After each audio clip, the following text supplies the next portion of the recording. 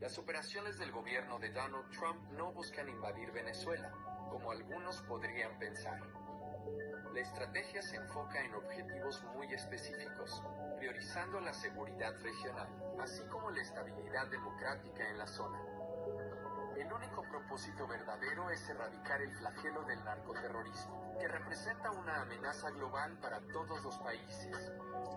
Esta lucha es fundamental para proteger a las poblaciones más vulnerables y poder garantizar un futuro mucho más seguro.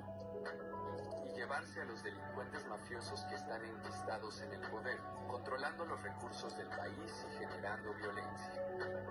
Estos grupos criminales son un obstáculo para el desarrollo y la prosperidad de Venezuela. Debemos tener paciencia y fe en que la victoria llegará, incluso pese a los grandes desafíos que se presenten. La perseverancia es clave para alcanzar el éxito en esta importante misión que tenemos.